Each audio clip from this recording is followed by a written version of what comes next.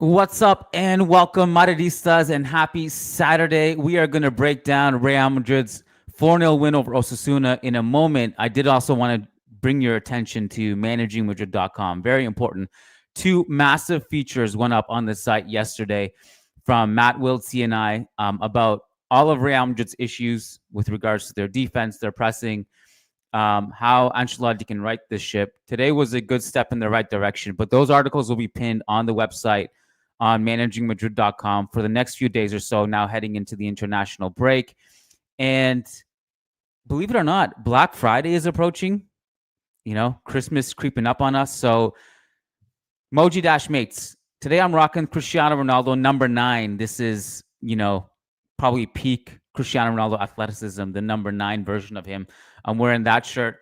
It's from Moji Mates. So moji-mates.com, there's a special Black Friday discount happening. Moji-mates.com. Use code BF2024 for a special Black Friday discount. All kinds of great Real Madrid swag to get for you and your loved ones. Moji-mates.com. Use code BF2024. And wanted to give a shout out to our presenting sponsor, TAC Academy, who is hosting our pickup footy and podcast session in Toronto on December 6th. We'd love for you guys to come out in Toronto. I will be there. Mehedi, who is going to be on this podcast in a second, will also be there. We're going to see what Mehedi's football skills are like. Very excited to see that. So if you guys want to play some footy with us and also with other Madridistas and raise some money for the sick kids in Toronto, please come out December 6th. Link will be in the show notes. And thank you to TAC Academy for hosting that event and being a presenting sponsor on the show. Let's do it. Real Madrid 4, Osasuna 0. Nice article in the Managing Madrid blog. Wonderful lads that do a great job there. And it's worth reading about that man there. Karim Benzema needs to rest, and the numbers reveal why. Times ended up almost looking like a 6-3-1. Some very good writing about that on the Managing Madrid website. First great podcast as well. Of course, Fede Valverde was a huge part of the equation.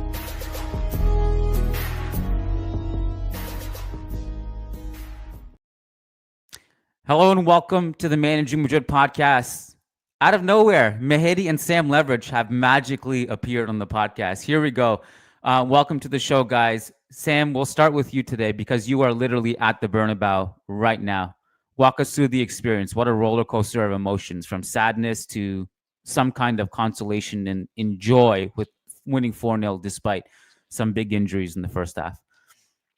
Yeah, and especially that second half, I thought it was a big kind of impact because, there was the goals in the first half, but the injuries meant that the vibe was kind of quite negative and down and everything. But then to have those goals, to get that hat-trick for Vinicius, which obviously means so much more than just 3 goals today, it feels like it really kind of changed the feeling around the Bernabeu and made it a little bit more of a party atmosphere, a little bit more positive because, 4-0 is a great scoreline. Beating Osasuna is a great result, but there are plenty of negatives and worries after the injuries as well. So it was good to have that kind of boost in the second half, which I think made it feel a lot more positive than maybe it felt at half-time when there was also a comfortable lead.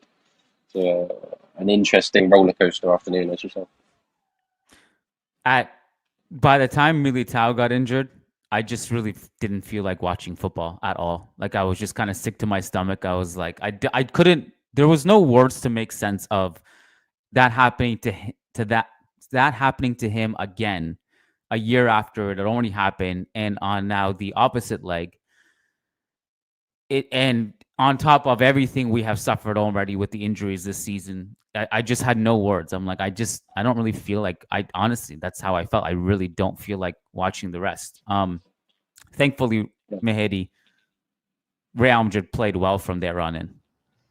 Yeah, the result was obviously much needed. 3 games at home in a row, and the third one coming off as a good one after 2 big defeats.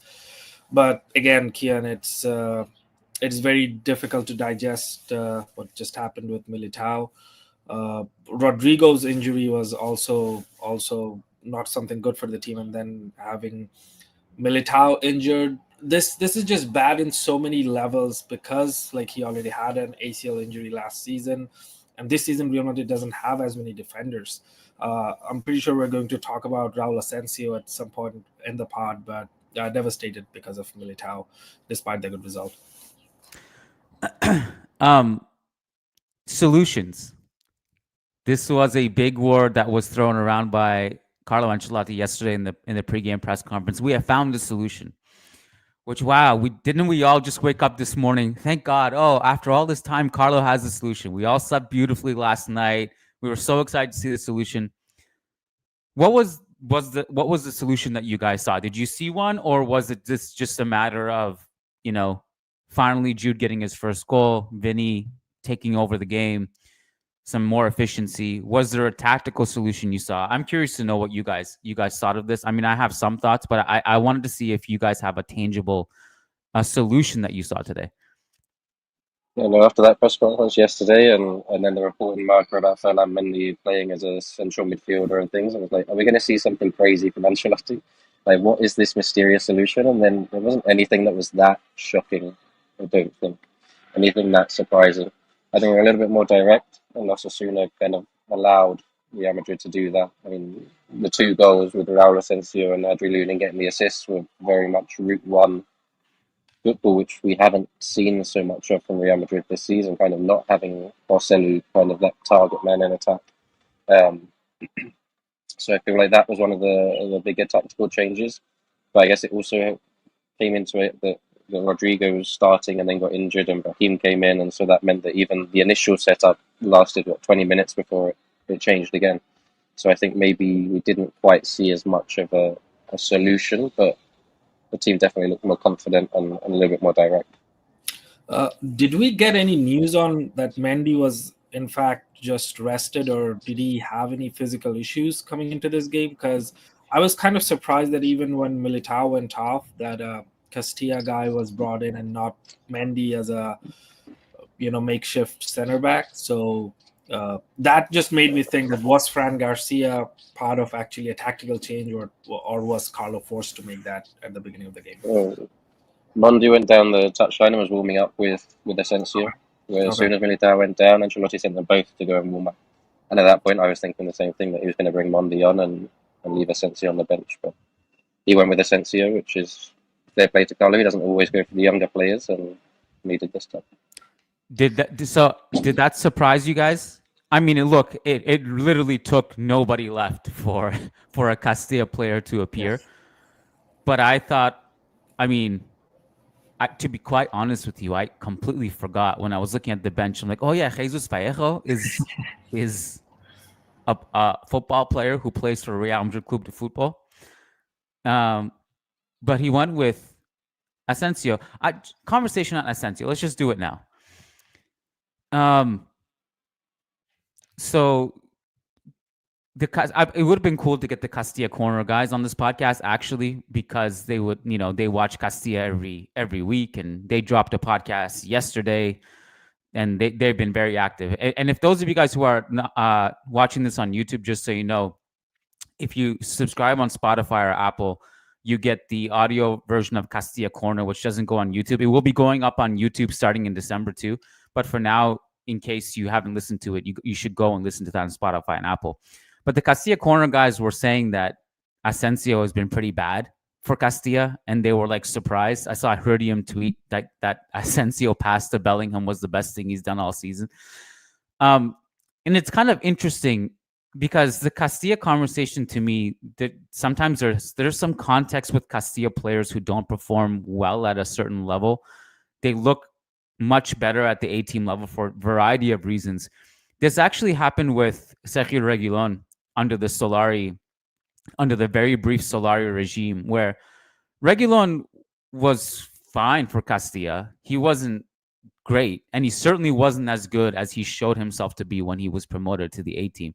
And I think this is kind of an interesting phenomena, because a lot of players, like, they just kind of look better when they're surrounded with better pieces. I don't know if it's a confidence thing. You have Jude Bellingham making those incredible runs. Maybe you have just better players around you. I think that's a given.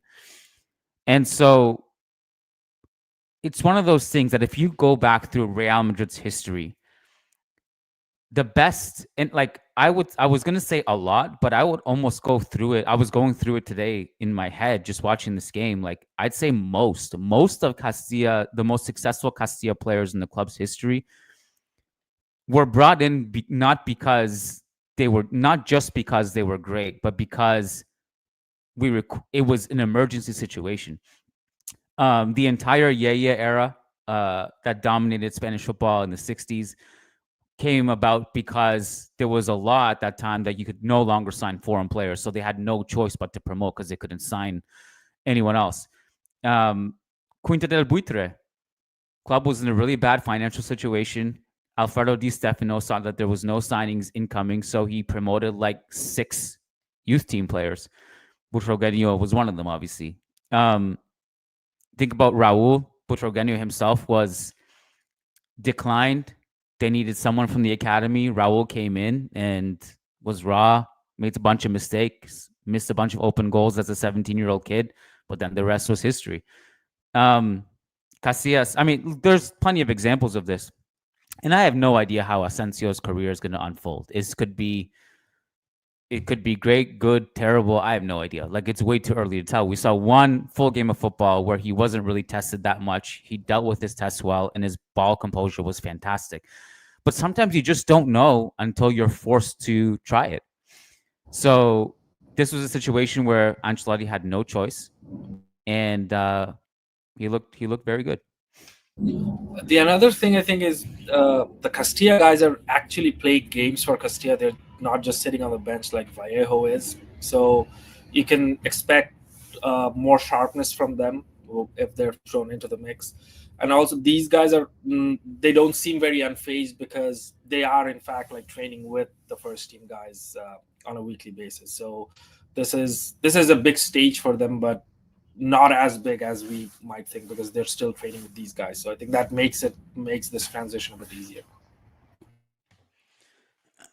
So, yeah, Sam, jump in. Sorry, Graham. No, I was going to say there was one incredible moment with Asencio just after he provided that assist, which was incredible, and I'm sure he'll be telling everyone he meant to do exactly that, but even he probably couldn't have dreamt of it going that well. And just afterwards, when the fans were singing his name and he got the ball under no pressure on the edge of his own box, put it straight out instead of to Lucas Vazquez, and it was kind of one of those reminder moments that not every time is it going to be a kid who comes off the bench and is a world beater from the moment he comes on. And I mean, we'll see how he gets on, and also it'll be interesting to see what Carlo Ancelotti does. Does he start Asencio in the game? I feel like it's a different decision to bring on Asencio as a sub, or is it starting him ahead of everybody else? Or maybe that's where we see Monday coming. So I feel like it could be interesting. Well, apart from Leganes away, not every team on the upcoming schedule is quite like Osasuna at home. And Osasuna, great form heading into this game. They won 3 in a row. One of them was the Copa del Rey one against like a 6th division team. So that wasn't nothing impressive, but they had won 2 prior to that, including a game away to Real Sociedad. And of course, their best game of the season, which was against Barca earlier. So this is not a bad team. And they came into this game in pretty good form, and we didn't get tested by Osasuna defensively. I was pleasantly surprised with that. I think a lot of it came down to we had control on the ball and a lot of possession, and we limited any times that Osasuna actually got on the ball and had a chance to attack us. So as good as Asencio looked, he wasn't tested that much. But then after Leganes, you have Liverpool away, and I'd be shocked if Carlo trusted him in that game. Having said that, like, you look around, what's the situation here? If Militao, it's impossible, right? We're not gonna not sign someone now. It's got like, we really, really, really, man. If we don't sign someone after this, I almost have to respect the delusion. I will start to just respect something's going on. There's someone's smoking something. There's no way, right? After this, they don't sign someone as an emergency, unless they really fully trust Asencio. Which, by the way, it should be noted, he's not fully dropped from the case, because this is a little bit. Bear with me as I try to get the wording correct on this, okay? Because there are conflicting reports in Spain about was he one of the Castilla kids involved with the sexual assault scandal from a while ago. His name was reportedly dropped from the list of Castilla players who were involved with that. And I had to make sure that I got it right before recording. So I checked, and I checked with someone I trust who was actually reporting on this and is in contact with the prosecutor's office. And he said, while that is true, the prosecutor's office has not dropped his name yet. He's under investigation. So that's an important thing to note, because if he is involved in any way on this, he shouldn't even see the field. But let's say, like, even if you promote one or two of these Castilla guys, like Jacobo Ramon is like always injured. Of course, Joan Martinez is out for the year too. So even if you do luck out with Asencio when he's good and his name is dropped and all this and he can play, it's still, you look it around, it's literally Rudiger. That's it. So we're signing someone, right, guys? I don't think so. It's I think before the January window, Tchouaméni is gonna be fit, and we're just gonna play Tchouaméni at center back for the rest of the season if he's fit. And well, Kiyan, I think Emiliano Butragueño is just gonna come out soon and say we have a complete squad. We have immense trust in this squad, and we'll figure out in the summer. I mean, I feel like this is kind of a repeat of the conversation in the summer after missing out on Lenny Euro and saying, "Oh, we're definitely going to go for somebody, right, guys? There's no way we won't go for somebody. We can't just face the season with Militao and Rudiger." But that's exactly what they decided to do. So I mean, yeah, like Mehedi said, Tchouaméni's back, fill in and drop in there. I guess also Lucas Vazquez came up with that muscle injury. Let's see how bad that issue could be, because if he's not fit, then I'm going to see Fede Valverde at right back. We didn't even mention Vazquez's injury yet. We're 17 minutes in. He was one of the 3 players who got injured in the first half. The next emergency domino to fall would be Jesus Fortea. But again, like, there's no way Carlo's going to look at that Liverpool game or Athletic in San Mamés in December, or Girona away, or Atalanta away, and it's going to be like, I'm going to roll the dice with Jesus Fortea. I just don't see that happening. So it's not just center backs; it's also right backs. That's the other thing. Also, Sam, Pablo Fortea, who is the emergency signing rule no longer in effect in La Liga, which used to be the case in the previous years? I think it got scrapped after Martin Braithwaite went to Barcelona.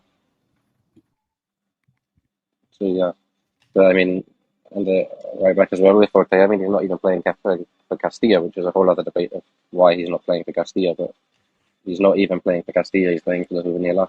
Yeah, he's only 17, and so he's. Yeah. I mean, forget about promoting Castilla players. Now you're talking about promoting Juvenil A players. That's.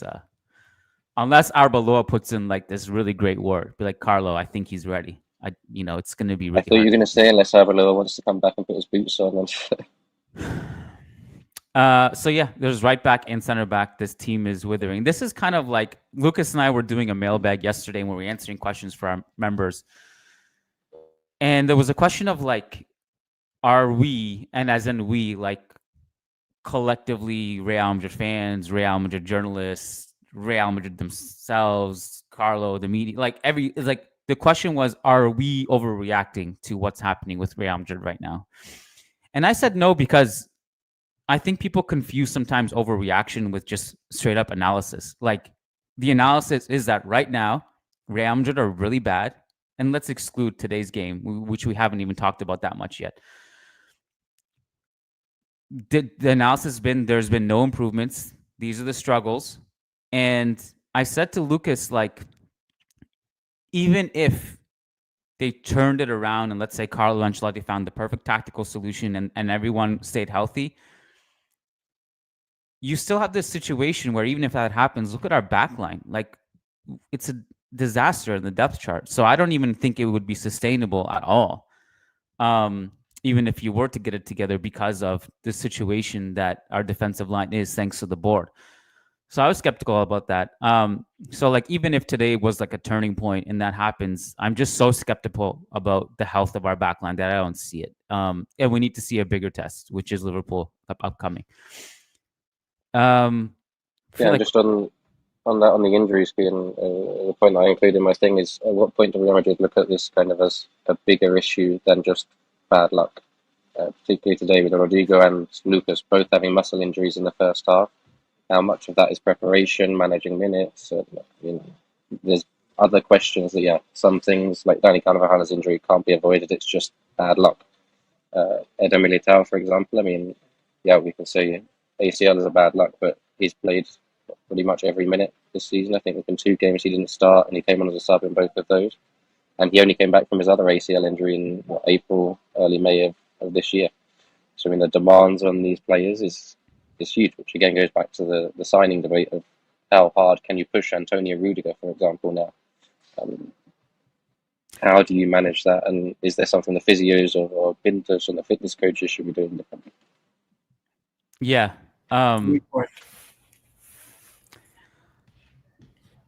Even like I mentioned this on Twitter, like I should be desensitized to all the injuries, like I am in a way, but it was just so devastating to see Militao go off like that, and I was really devastated to see Rodrygo come off, even though the extent of his injury doesn't seem as serious, although we'll know soon. I'm sure it's not as serious as Militao, but he had just come back. Like I was excited to see him provide something different, like maybe play as more of a presence on the right wing and dribble past players on the right, which we haven't really had this season significantly. So I wanted to ask you this, Sam, and I don't know when you have to pop off for press conferences and stuff, but what was it like being in the Bernabeu during the Militao injury? It was horrible, especially because nobody really kind of saw it, right? It was one of those that he was kind of not close to the ball, running into the box and went down. So live, I don't think anybody really kind of realised the gravity of what happened. And then suddenly you had Vinicius went over to check on him and threw his arm straight up in the air, screaming for the medical assistance. And then it was wait, who is that? Who is the guy that's down? And then on the big screen, you see the close-ups, and you see Militao there holding his knee and screaming, basically. And it was just kind of a most deadly silence around the Bernabeu. Just, is this as bad as it looks? Can it really be Militao? And this feeling of if it has to happen to anybody, why did it have to happen to Militao, who's probably the guy who least deserves to go through that again, having just had it in the other knee. But and I initially thought that it might have been Mbappe because I didn't have a clue who it was that was down. But then saw Mbappe walking around and realised it was Militao, and it was almost a gutting feeling of Militao again. Let's go through some of our notes quickly, and then we'll do super chats, and then if Carlo has spoken by then, we'll talk about Carlo's quotes. And we're going to have a bit of a shorter podcast today, but we are going to talk about the things we missed during the game. If you go through the goals, and by the way, I don't think Understat has released the XG yet, but I'd be very surprised if Osasuna had anything significant. I don't remember anything. Budimir, who always kills us in the air, I don't even think I noticed him or Brian Zaragoza at any point in this game, and those were 2 players I actually was a little bit worried about. So defensively, totally fine with today's performance, and I think a lot of that defense was actually through the control of possession, which limited Osasuna getting on the ball at all. But all the goals were brilliant. 1-0, Camavinga wins the ball in midfield. Bellingham finds Vinicius. Effortless cut in. It's like everyone kind of knows that he's going to cut in, but he does it anyway, even though everyone knows and you can't stop it. And he struck it so well. I think, Mehedi, you've been pretty vocal about this on Vinny's improvement in this capacity with his ball striking over the years. The way he flung it, like it just was very, very deadly. Yeah, it's amazing, like how much he has improved in this aspect. Just his ball striking alone. By the way, Kiyan, FortMob has the XG is out. It's Real Madrid 2.91 and Osasuna, as you mentioned, 0.05. So Yeah, so nothing, literally. Nothing really there. So coming back to Vinicius, all three great goals. He could have scored even another one. I think there was that Mbappe layoff that he tried to, kind of push towards the left-hand side of the goalkeeper, but he was able to reach it. It's really great to see Vinicius doing things like this. Also because I think the two games that we played after the Ballon d'Or, he scored 4 goals in these 2 games. So there was this, doubt that is how much is he going to be mentally affected by it. He seems completely unfazed by it, and if anything, is performing even better than he was playing before the Ballon d'Or. And he's, I think, currently Real Madrid's top scorer, 12 goals in this season. Also Madrid's top scorer in the league. Great things. Yeah, I'm just going to jump off and go and try and catch Carlo. All right. Thanks, Sam. Appreciate you. Everyone can go and read Sam's post-game pieces, including the press conference quotes and also his analysis on the game on the website, managingmadrid.com. So, yeah, just back on Vinny. I don't know where this team would be this season without him. I mean, I don't know where this team would be without him, generally speaking, not just this season, but this season, there's been so little to cheer about. I wrote it in my column yesterday. I wrote about a lot of the things that were going bad. One of the things I mentioned is that Vinicius is not among the short list of players who you can really blame for all this. And he's done his part. He probably would have had more assists had Mbappe been in better form. He's putting some of these balls into the box like on a silver platter. Today, 3 goals, 7 completed dribbles, a couple key passes, and just going back to the goals again. So the 2-0 was the Asencio pass to Jude, who great for Jude to finally score his first goal. I felt that was, it's not like this turning point in the season, or maybe not even that significant, but I feel like it can't be a bad thing to get the monkey off your back and get that first goal of the season. Great movement by him. Great little dink over the keeper. 3-0. Andre Toni Kroos, Lunin, with some incredible long-range passing to set Vinny on a breakaway. And the 4-0, a player we haven't talked about yet. This is what completes Vinny his hat trick. Brahim, with really great pressing, could have probably scored himself. Unselfish, you just look over and find Vinny. He had the most tackles of anyone on the team today. And Brahim is like low-key, not someone who's been talked about much this season. He's been injured. But we haven't really said, man, we really miss Brahim much. And maybe we didn't, because his injury was not as significant as some of the others, because in Brahim's position, we have depth. But it's great to have him back. I mean, he works so hard defensively off the ball. He's always pressing. He had one situation today which reminded me of what Brahim does so well, is that he gave the ball away. And instead of complaining, because it was a through ball to Mbappe. So instead of complaining or hanging his head, he's basically was like, my bad, sprinted and won the ball back. And I love that about him. So if he makes a mistake, he's very good to recover. A couple of things on that, Kiyan. First of all, after Jude's goal, you could see how relieved he was that he has finally, broken the curse. I think he has scored 1 or 2 this season before this, but those were ruled out for offside or something. But you could see it on his face in his celebration that he was very relieved. And about Brahim, it's always good to have someone who tracks back in your forward line, because in our forward line, except Brahim or Rodrygo, no one does really track back anymore. And you also get a different dynamic from Brahim because he's left-footed than Rodrygo. And especially now, because Rodrygo is out, these Brahim minutes are going to be extremely crucial. Carlo was speaking to the press now, so I'll kind of just hit refresh on his quotes and see what's being said. You can also track them on the Managing Madrid Twitter account. Let's take some super chats, Mehedi, and then we'll close it there. We didn't talk about Mbappe yet, but he comes up in the super chat, so we'll just table it.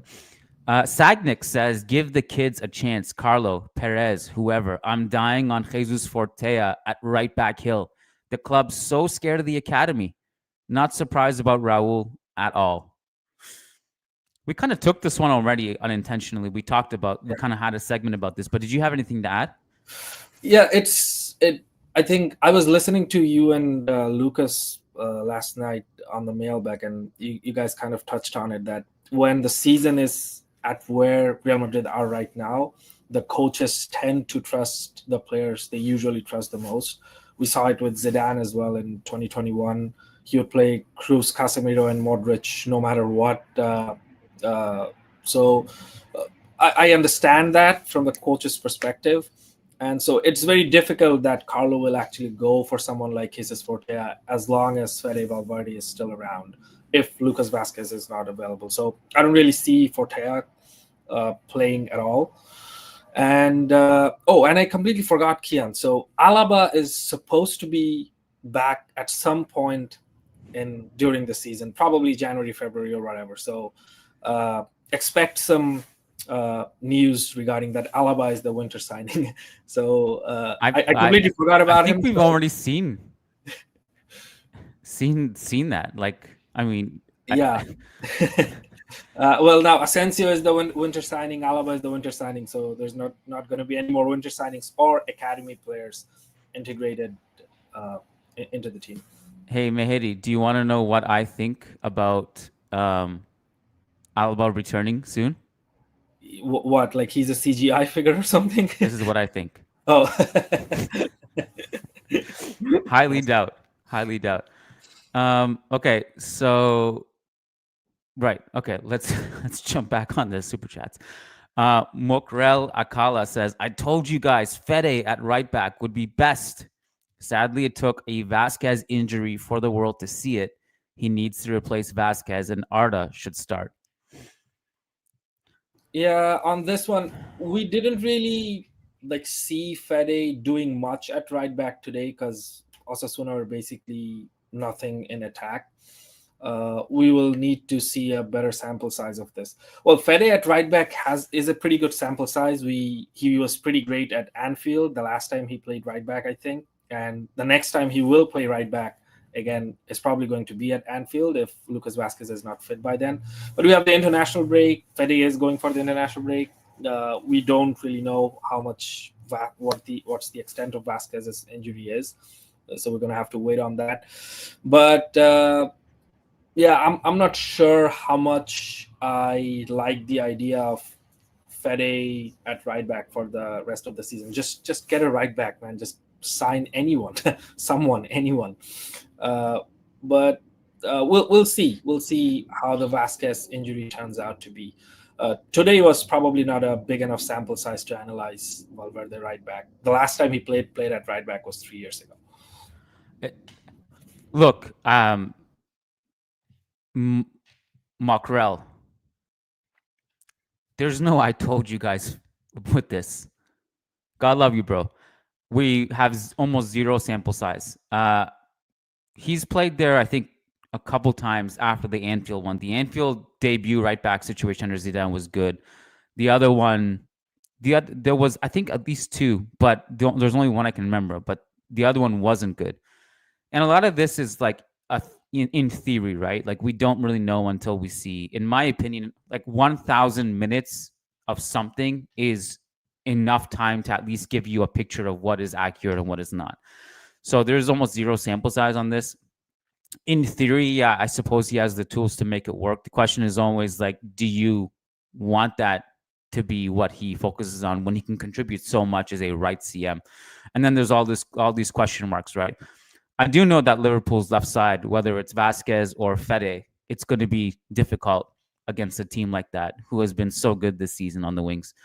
So we'll see. Which, with regards to Arda needing to start, glad he finally got some minutes today. I told Lucas this yesterday. I was a little bit disappointed when Carlos said, "My job here is to win and not to develop players." And Lucas and I both agree that that's true in theory. Your job is to win now, not to make this a charity, like where you just give minutes to all the young players. But I think given how the season has gone and the way Arda has been playing in limited minutes, I think he deserves a little bit more. Tragic TV says, thoughts on Mbappe. Here we go. playing a more false nine role whilst he hones in on his finishing. His movement around the box is decent. He can link with Jude Bellingham and open the attack. Today, I think you and Lucas have also discussed the famous theory on reclip that recently came out after the Milan regarding Mbappe and Jude's movement. I think a lot of that was normalized today. Jude wasn't making those runs in the box. Mbappe, in fact, was making those runs in the box today. But the whole Mbappe thing, I think, is at this point just a confidence issue and probably something related to health as well. He has recently opted out from playing the next 2 games for France. He wants to stay in Madrid and train. That's good. Today's game, again, it wasn't a great game. He was doing good things in and around the box. He tried that layoff for Vini. There was, I think, another layoff for Vini from the left. One thing I wanted to bring up is, and Carlo actually tried with Mbappe on the left and Vini on the center for a bit as well when Vini scored that goal from the Lunin assist. One thing with Mbappe is when he's playing on the left, he's just not trying to play on the left as a provider, or he's just not okay with playing on the left as a left winger. He's more in the Ronaldo mold that he's on the left, but slowly he has to connect with other players and then move into the box. With Vinicius sometimes is just okay with doing great things as a provider, which Mbappe is not. So this is a difficult situation, I would say, that what do we do next from here on with him? Carlo has to come up with some kind of solution. There are still like little things. Mbappe is still getting caught offside a lot. Like I tweeted this, like the Barca game was 2 weeks ago. He's still offside. So these things, I think these things can be sorted out. This doesn't need like rigorous coaching. These things should be getting sorted out with just simple conversations between the player and coach. I don't know if those conversations are taking place. And we'll see after the international break what happens, because probably Mbappe regains his fitness, because right now after Vinicius was off, the whole team was kind of playing for him to get him a goal, but he looked a bit tired during the last few minutes of the game. So fitness, confidence, not in the right place. Having said all of that, I don't think anyone off the bench really improves the team instead of Mbappe. He's still one of the main strikers of the team. He was, I think, the top scorer of the team before this game. We will have to ride this out. No other option, really. So I don't think, and I've said this a few times, but I don't think Mbappe's problem is really a positioning problem. I think it's a confidence problem. And you've seen Mbappe get the ball in all kinds of great, ideal attacking situations where he gets the ball in stride. Sometimes it's on the left wing, sometimes it's on the right wing, sometimes it's down the middle. And he has a chance to attack the defender and blitz him and use his pace and uses step overs and shoulder feints and all that stuff to get past his man. And 2 years ago, Mbappe cooks the defenders in the same situations he's getting now. And I think it's a confidence thing. And I also, for what it's worth, I thought he was fine today. He didn't have any clear-cut chances. He tried. I mean, he was making some good off-ball runs. Whether he was on the right or left, he had some good cut-ins and cutouts, and defenders really couldn't take it away from him. He was doing some good things. He was trying to play the right passes to Vinicius and Jude. His link-up play was a little bit better. He had that one incredible run in the 56th minute where he just turns his man from deep and carries it like 40 yards. It wasn't great. It wasn't bad. It was fine. But I thought he was fine today. The other thing with regards to Mbappe and positioning, I think a good example is last season. Remember when Benzema obviously left in the summer and we brought in Jude, right? And obviously, there's such completely different players. And I mean, it turns out like once you saw the season, you realize, whoa, Bellingham can do a lot more than we thought he could do, right? When you saw him play that advanced role and scoring all these crucial goals for Real Madrid. But one of the talking points, if you remember at that time, Mehedi, is Bellingham him thriving? Is it hurting Vinicius? Should Vinicius be playing in this 4-4-2 with Rodrygo? Does it get the best out of him? And Vinicius wasn't playing well at that time. And I kept saying, like, look at all these positions that Vinny is getting the ball in. It's not really like this 4-4-2 central thing as you think. Look at his heat map and go watch the film. He's getting the ball on the left wing in stride, and he's attacking his defenders. This is not a positioning problem. And as the season wore on, I think that became true. Once he came back from injury and Bellingham cooled down, Vinicius just basically took over. And I think this is in some ways similar to the Mbappe situation. The problem to me is not so much positioning. I mean, as a collective, maybe like you could really use a target in the box, which you don't have. But I'm just saying Mbappe's performance in the vacuum is not down to positioning. I think it's more something mentally is going on. And whether it's all the off-field distractions and the court case with PSG, maybe it just needs to click for him at some point. So that's my Mbappe take. I think he needs like one really good game in a crucial game. Hopefully that's against Liverpool. Yeah, a big game. Yeah. Ancelotti says, I'm not thinking about signings. We have to stick with what we have until Christmas. Yeah, I mean, expected. Like what I'm sure even if there were signings, he probably wouldn't even be allowed to say it in that situation. Yeah. Mourinho right now, if this was Mourinho, he would already be ripping the board a new one. Yeah. All right, awesome, man. I think we're going to wrap it here. As I said, go to managingmadrid.com. Read all the written analysis. We don't just run a podcast. We run a website too. So go check out all the written stuff. And come see Mehedi and I play some football on December 6th in Toronto. And we're also doing a podcast that night. So you just come out to TAC Academy. We'll leave the link in the show notes, and we'll love to see you there. And we'll be back, what's today, Saturday? So Monday, Lucas and I think, are doing El Dia Después for our members over on patreon.com/Managing Madrid. And if you're on YouTube, just hit join underneath this video or hit the YouTube memberships tab. And same content. Get in on the members only content. It's a ton of fun, and it's a big Real Madrid family. All right, Mehedi, thank you so much. Thanks, Kiyan. Thanks to everyone who tuned in live, provided super chats. Thanks to everyone who's listening after the fact on their commutes and whatnot. We'll see you guys on Monday. Peace out.